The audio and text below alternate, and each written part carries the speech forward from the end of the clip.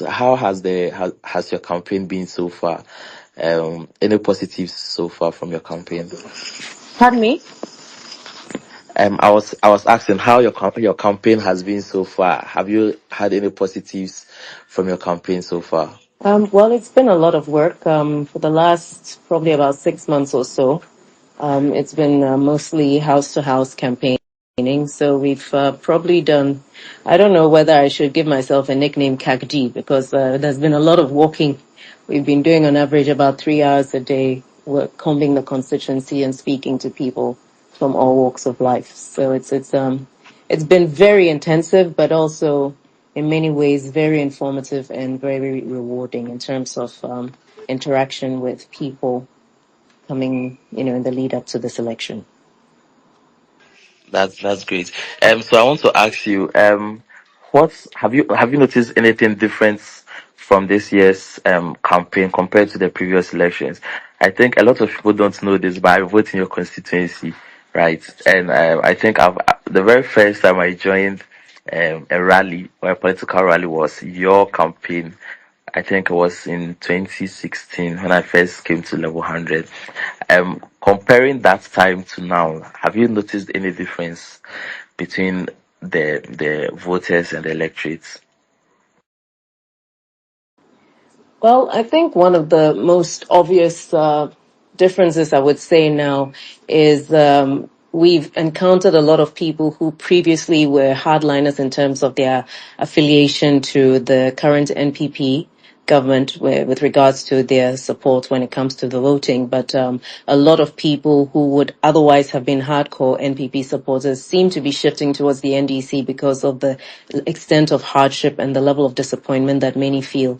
And there are a lot of young people who are feeling very, I think the word is disillusioned, current state of affairs, and are just looking for a government that will restore hope. Okay.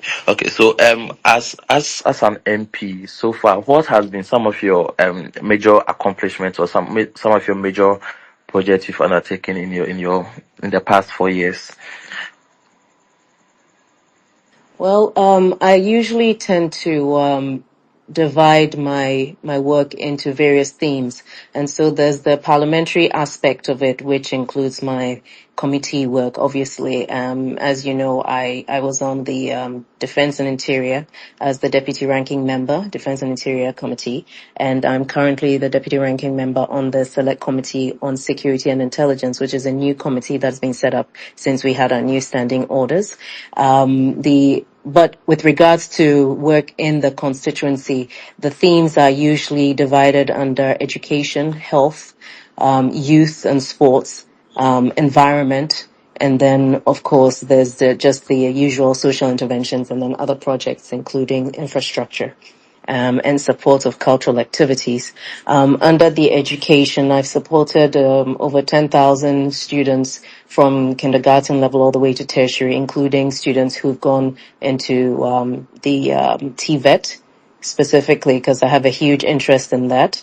And we've also had several thousands of people who've benefited from support from the health fund, as well as business support for over 2,000 people in small enterprises, especially women.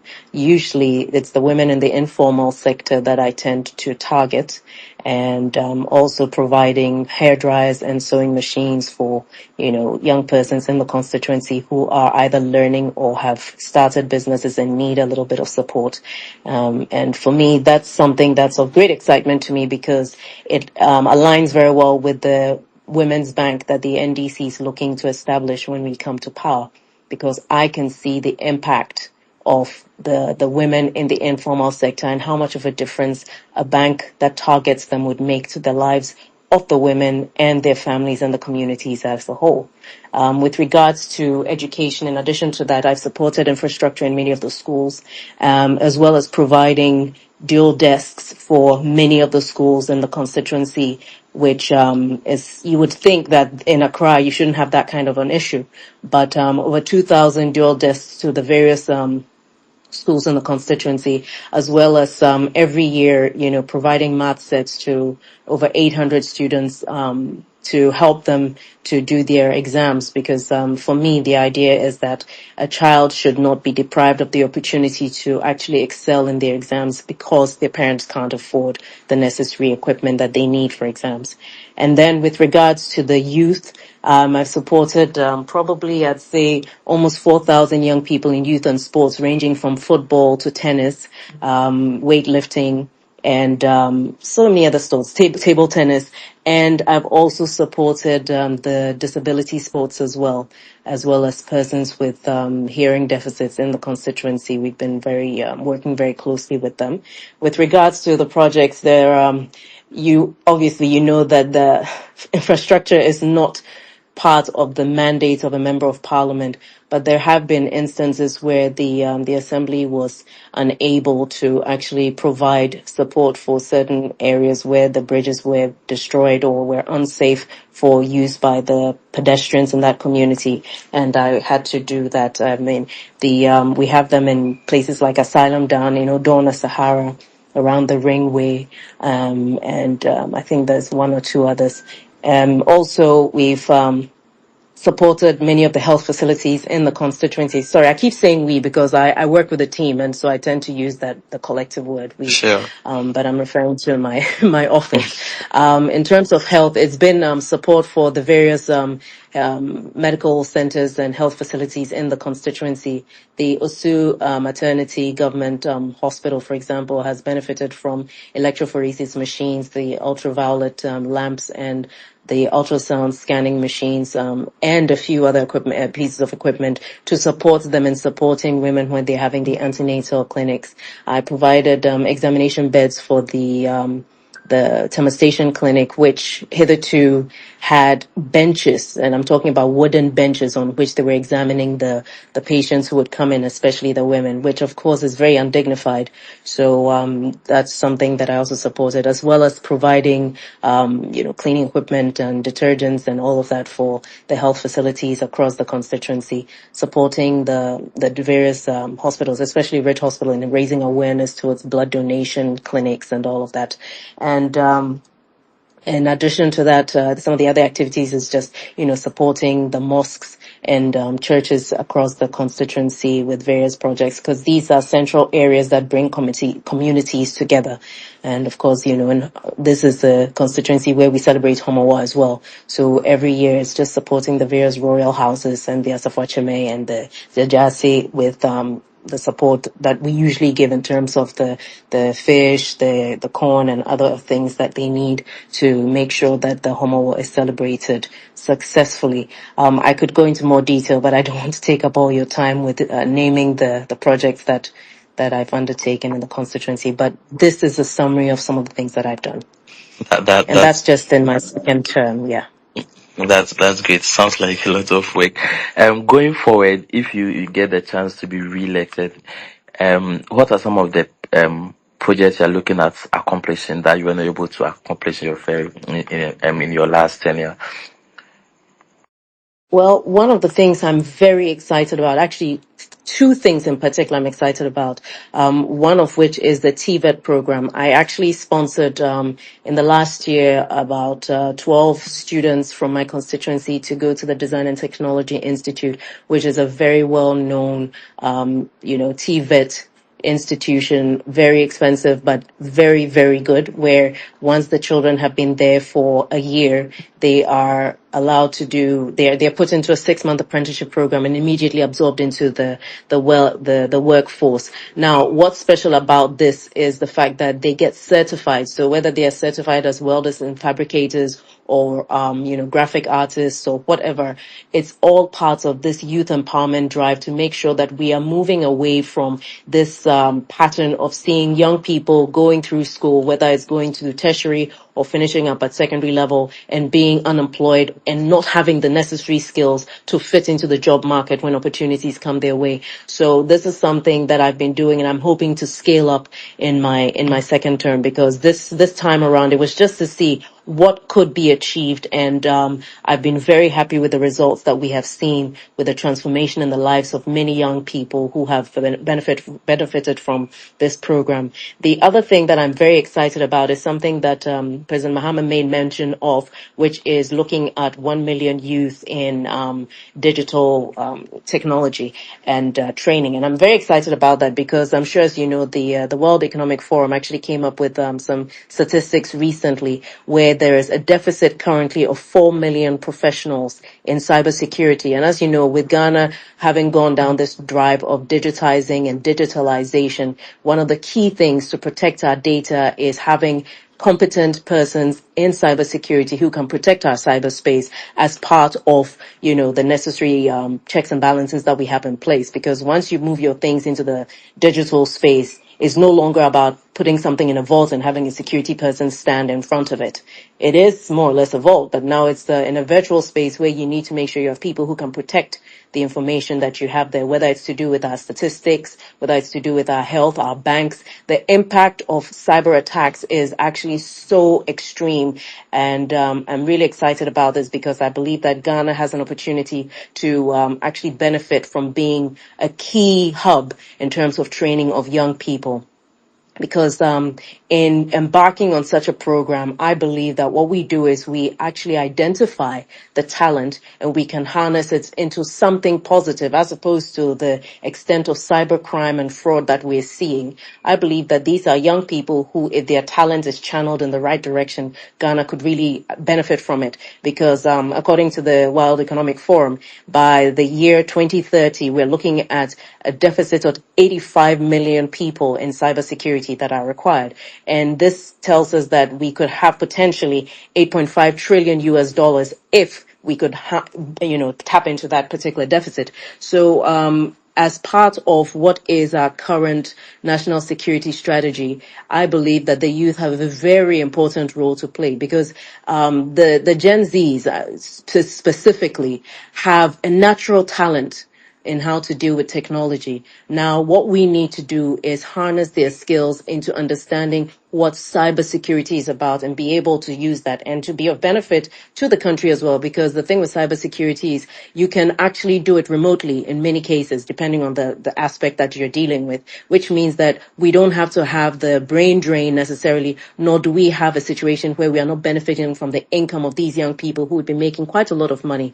In addition to that, it means that we can benefit from the African Continental Free Trade Area Agreement, because that is another thing that would be of benefit in terms of making use of our youth, that mobility in the virtual space to harness the youth. So for me, these are very important parts of what I'm looking to actually scale up in my next term, God willing, because I believe that I've met a lot of young people who have the skills, who have the interest, but I don't think policy has quite aligned with the vision that young people have for themselves in this country. And I believe that the NDC has quite a few policies that will actually help this. Thank you very much. Austin, let's hear from you. Okay. Good evening, Honorable. Good evening, Austin. Yeah. Let me start this way. In 2016, in your constituency, that was the first time you were contesting a national elections in the Republic of Ghana, and your name is quite synonymous with Ghanaian politics and elections. After a couple of court cases, you were cleared to contest. You came up against a very tough person, and because he was the lead lawyer for the petitioners in the 2012 presidential election petition, lawyer Philip Addison. There was a vote of quote unquote skirt and blouse, meaning in 2016, candidate Akufo-Addo won in your constituency, but you won the parliamentary. There was division within the NPP where Valentin Ninoy went independent. So if you he's an MPP person, issues with the primary, so he went independent. If you put his votes tallied together with that of Philip Addison, you won just by a difference of 200 over the two. Then in 2020, They brought a new candidate and you won massively. And your presidential candidate, John Mahama, also won in that constituency. You are coming up now against Valentino, and he's a big person in the constituency. The NPP thinks they've closed their ranks. With these dynamics I've put forth, what do you think would be the difference between you and this new candidate, and how are your constituents receiving the message that you are putting forth to them? I think first of all, you probably need to pay attention. Your initial analysis of 2016 is not quite right because for whatever gains that Philip Addison made at the time, you can't add one person's vote to somebody else's vote and claim that that is what makes the total vote of that next person. People when it comes to parliamentary specifically, a lot of the candidates poll votes also based on who they are in addition to their party. So I'm not quite certain that your analysis regarding the numbers in 2016 fit, because the dynamics were a little bit more complex than what you may appreciate. But I believe that this is not a unique situation in terms of the NPP candidate. This is not the first time he's been around. People know about him. People know his history. People know who he actually is. And I believe that the votes will speak for themselves in the next 10 days. So I actually believe that we're going to have an interestingly huge margin, to the surprise of those who think that based on what they thought was an analysis in 2016, there's going to be some sort of a repeat of that. Oh, okay. Thank you. One other issue that I would want to address with you to address has to do with women's representation in parliament. It has come up, a lot of talk about it. What are your views, candidly, on women's representation in parliament? Thank you. I believe that the figures speak for themselves. I mean, we're still so far away from even 20%, not to mention 30%. And I believe that this is a societal issue. We are seeing the numbers in parliament because the women start somewhere. They don't come in as independent candidates. They start off in political parties. And I think that political parties across the country, specifically the two dominant ones, the NDC and of course the NPP, need to make an intentional effort towards increasing women participation and making room for women to actually be represented at various levels. Because if you actually look at the primaries that happened in the two parties, you will observe that there were some cases where you had men contesting women who had actually proven their worth in parliament.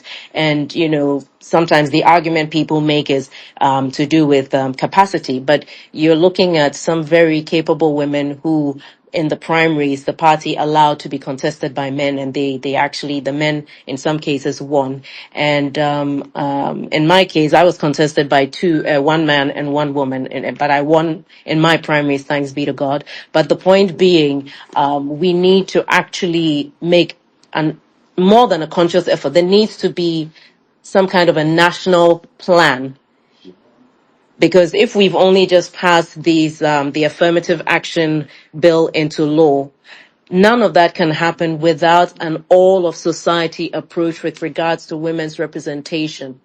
For example, I mean, as you just recently made reference to my votes in 2016 and 2020. I mean, in 2016, I was more or less a new face and all of that. But a lot of work was done. I really put in a lot of work for the 2020 election, and I don't believe that it was just by chance that the vote margin increased. And of course, the dynamics on the floor, on the ground, specifically from 2016 to 2020 until now, have changed quite a lot. And I think understanding what the landscape is like and being able to adapt accordingly is also what would add to the votes that I believe that I will be getting this year. But I believe that as a country, we really need to do better. You know, the last census put our population at more women than men, and yet you're not seeing even a close enough comparison in the House of Representation, which means that certain issues that are peculiar to women may not necessarily take the center stage when it comes to debates on the floor of Parliament, because you don't have enough women, and we don't have enough, I suppose, women champions, if I may say so, with regards to the male representation across the country. So we definitely are far away from where we should be, but I believe we can do better, and I'm hoping that the affirmative action law will help to shift the needle in a more positive direction. Okay. Still on women representation in Parliament. Um, I am saying this because we are having this discussion on X, and the swan song among majority of us is we all want a bigger women representation, but it's been happening on Twitter or X, our discussions. We believe that the women we have currently in Parliament have not championed certain causes in, for example, Austin, I with, think your network is breaking up. yeah, I don't know if you Austin, can can hear you me please now. take it? I think your network was yeah, Yeah, it's clear I'm now. It saying was that, breaking up. okay, on Twitter, one of the challenges we have had with women in Parliament has to do with how women deal with the issue of, um, let's say, women, the pad, I think sanitary, it's still breaking up. I think it's still breaking up. I don't know. Kali, can you hear me? I want Can you Honorable please to position deal with, yourself again? yeah, I want Honorable to deal with things like sanitary pads where is the prices have gone off the roof because of certain taxes that have been placed on, because we expect women like her in Parliament to be championing this cause for these taxes to be reduced so that the prices can come down. Thank you. I'm glad you brought that up, because that's actually a very there are 40 women in Parliament, which means even on the best day, when all 40 of us are there, we cannot win a vote on anything without the men on board. And so, yes, we can raise the issues, but it's not enough to raise the issues. When it comes to Parliament, it really comes down to the numbers and people, or members of Parliament, being willing to support something that is good. Now, with regards to the taxes on sanitary pads, I think that as a country, we need to really look at this differently. The reality is this. Are we creating room for industries, home cost of operating and production, to make sure that the materials that they're bringing in are not so heavily actually sanitary pads are things that are used. If we take on the average, a woman's monthly cycle ranging between let's say 23 to 28 days on average in a normal situation, that's once a month, and you're looking at between 3 to 5 and in some cases 7 days of needing sanitary pads, looking at a range of probably 2 to up to even 6 or 7 pads per day, depending on the extent of bleeding. And that is a lot of sanitary pads. What kind of research are we doing as a country to look into that? Bear in mind that Parliament House is not where policy emanates. Policy emanates at the executive. We have a gender ministry. We have a Ministry of Health. We have a Ministry for Environment, Science, Technology, and Innovation. All these three ministries could have some kind of joint interaction with regards to looking into some of the ways in which we can make things easier for women who are in their reproductive years in terms of their menstrual health and menstrual cycles. So it isn't a case of the women haven't, been interested in pushing a certain agenda, but the reality of it is you need a critical mass, and 40 women out of 275 is nothing close to what you need unless you have leadership in agreement with what it is that one is trying to push. But I believe that this is something that we need to look at, not simply the removal of taxes on imported sanitary pads and sanitary materials, but we need to create an industry, a thriving industry within, because this is one of those things where the demand is constant. As long as you have women and girls in their reproductive age that have their menstrual cycles, there will always be a demand for sanitary materials, whether it's the reusable types or whether it's the disposable types.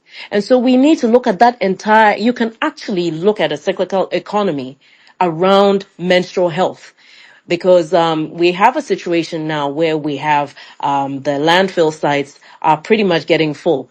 What is the forward thinking with regards to what do we do when it comes to, sanitary pads and all these sanitary materials?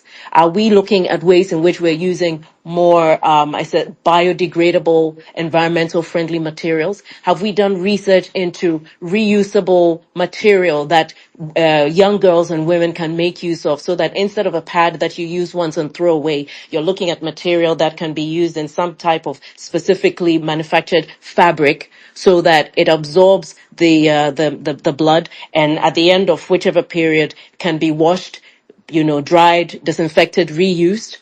These are some of the things we need to look at, because I've personally made donations of several thousands, courtesy of, some companies like Fatex, for example, where we've actually made donations to the young girls in some of the schools in my constituency, because the real issue of young girls missing school because of not having money to buy sanitary pads is not something that is in the remote areas. It happens here as well.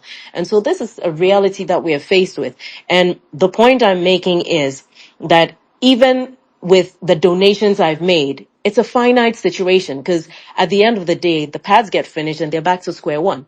So yes, there has to be a policy emanating from the executive that understands the importance of women's health to society, because women's health affects all of society. It affects education, it affects lifestyle, it affects productivity. Everything that is circled around women and girls is affected. And since we are an integral part of our society, everything that affects women's health is an all of society issue. So I don't think it's just a case of the women not having done enough, but the women are not enough in parliament to be able to push for anything on their own.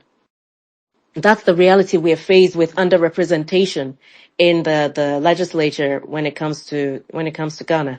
And I think the other thing as well is, as you know, there are no special dispensations put in place as far as the election process for women is concerned in Ghana. And with all deference and respect, decreasing the fee for filing is not what creates a favorable environment for more women to participate in elections in this country. And so when you have a situation where women are constantly fighting for survival in their various constituencies, there isn't that much room to take on other roles, because you're not protected.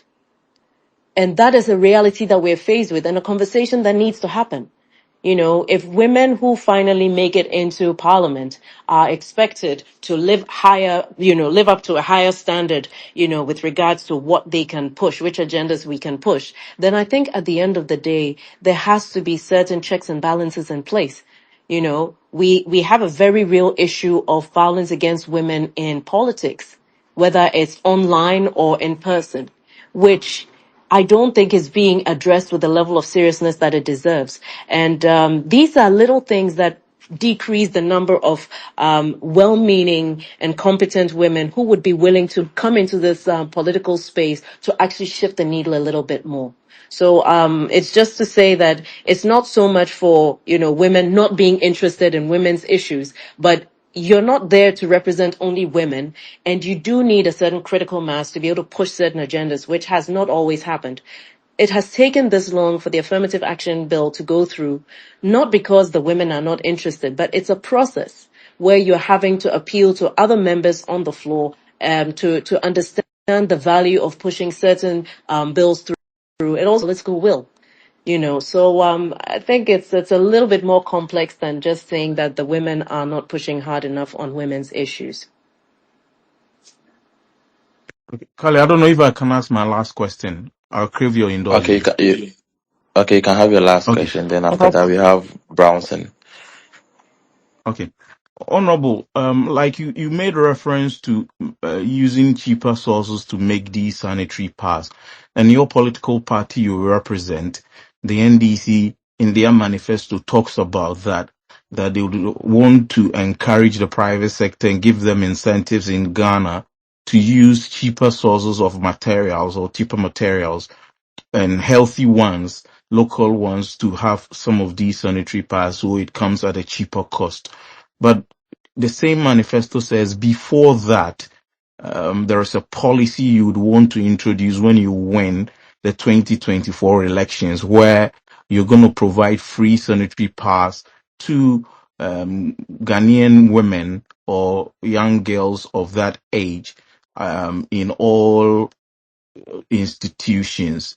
Looking, you are in parliament, you know our books as a country and how much of our servicing of our debt we are bringing back after we suspended it in November 2022. Our finances would be in a challenge and we would be hard pressed for money. Do you think that this wholesale production or provision of sanitary pads to every girl of that uh, uh, age is the best, or there should be targeted?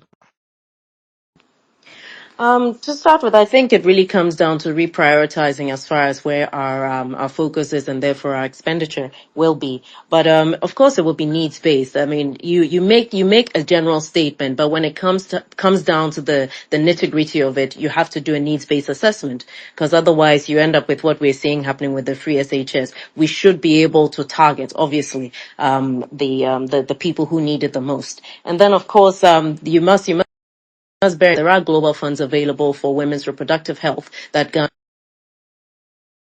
can actually take. Using such funds, it really comes down to your ability to show the level of commitment and the how you intend to execute whatever it is that you're going to do regarding your policy when it comes to the provision of sanitary pads. But this is also a stopgap. Bear in mind, once you are moving into a new phase, you need to have a transition. So this is a transitional, provision that we are looking to make in order to not have this huge gap between what we say we will do and the arriving at that point. So it's really just a temporary situation, which we obviously would make certain provisions for. Yeah.